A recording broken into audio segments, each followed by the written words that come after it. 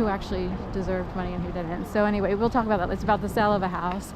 My mom had to live with our aunt because my mom was a single woman her whole life. You know, since, not her whole life, she was married for 10 years and then there was a divorce. But she had to do everything herself. Meanwhile, everybody else lived off their husbands. I think it's so funny. So my aunt worked, but it wasn't the same. It's not as much, not as hard. She probably didn't work full-time hours all the time. And she had a first husband for many years, which is why they were in West Palm Beach, Florida. His parents owned 2 toy stores, the Paul and Kid Toy and Furniture. I guess that's where the money came from. I wondered because they were jackasses. I'm so not kidding. It's like, how'd they wind up there? They don't deserve it.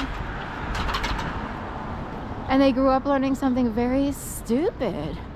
He had a bunch of bobbleheads in his room, and this could be why I had to learn about puppeting.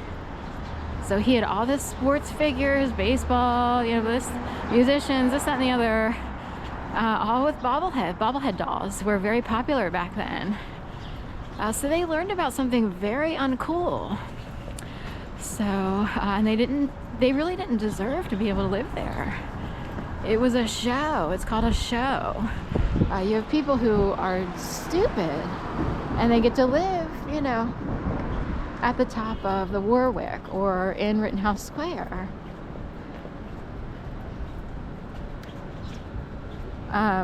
So this past the guy I call Sun Tzu all the time. I wondered about him just like yesterday or the day before. There must be something going on with drugs, because there's something going on the streets a little bit more than usual today. I guess also the Eagles are winning a lot. Sorry, I'm jumping topics here. The Eagles are 10 straight wins. I don't know when their 11th game is. And go this way.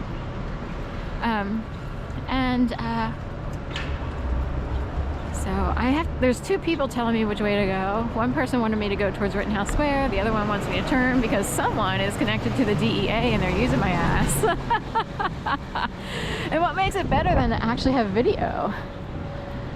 So how much does the government use people on the street?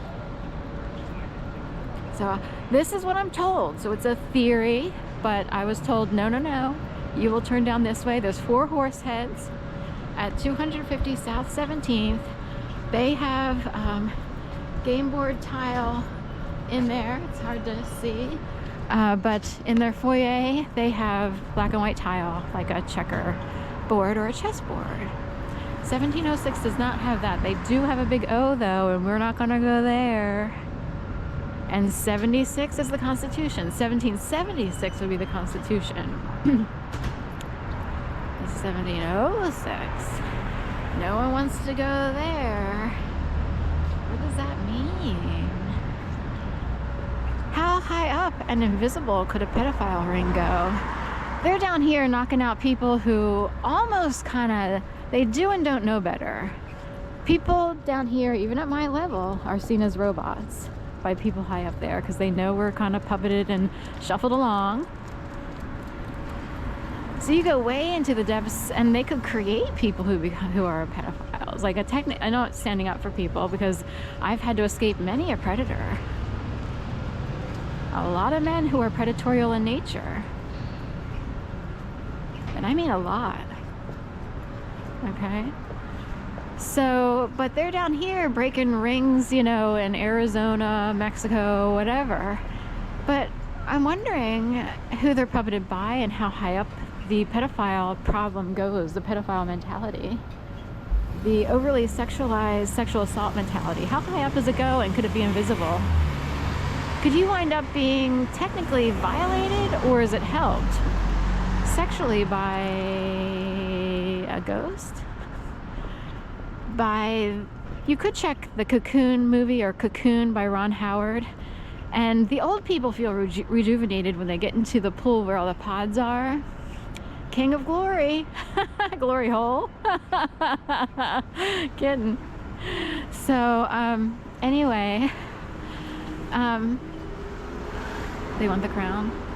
Anyway, Tim Presby gets the crown. Glory hole people.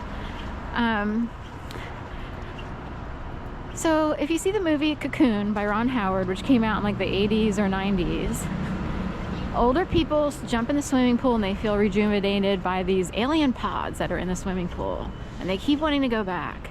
There's also a scene with a young woman who is part of the delivery of the pods, and a man who's just like a regular scuba guy who doesn't know anything. He's wondering what's going on. He manages the pool or whatever. He's just like a pool lifeguard, you know. And they stand in the pool. They don't even touch, but she's able to send this light. Be like the love of Jesus. Jesus love. A burst of light, and boom, there's the O. Yoo-hoo! Glory be to God Almighty. That's how good that stuff is. So, we're talking serious Jesus love. But it could be connected to an invisible pedophile ring. That's a problem. So, anyway, I keep going. So, say you actually experienced that and you're like, what is it? What is it? Or say it helps you because you're harassed so badly walking around the streets of Philadelphia. It's hard to explain how harassment can occur invisibly. You would be annoyed maybe by people who are annoying at work or on the street, but it can get way worse than that. There's a jackass who lives all the way down there, by the way, on the north side end house. We'll talk about the show that he put on coming out here like 5 minutes after I was walking a dog past there and pretending that there was an extra piece of turd left behind. So I actually take pride in picking up everything because it's a thing. It's hard to explain. And he's coming around like the Truman Show. Hey, hey, hey, can you come back? There's a turd. And I think they had a turd from another dog there. And it was a setup. So that's partially that's harassment. But say you're harassed so badly from 2011 onward. And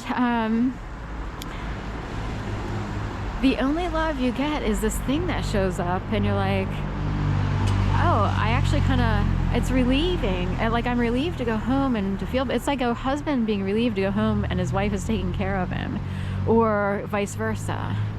It would be like, oh, I have someone at home who can make me feel loved as a person.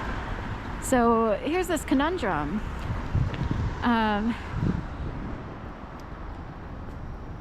Is it good or bad, the quote-unquote Jesus love, or someone who needed to make you feel loved because you were harassed so badly, and also they knew that you sort of wound up in the gayborhood trying to find acceptance, and because you couldn't find it in the status quo, and it's possible they're like, technically you need to be over here. It's hard to explain why we would say that,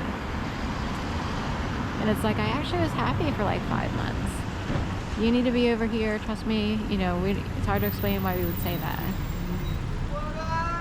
So I, for a few years, like 2013 or 14, a little bit of, I guess you could say, Jesus love or cocoon love from the movie Ron Howard, Cocoon, shows up. And it's like, thank God I can go home and feel loved. Because I'm being tortured out on the streets by whatever it is.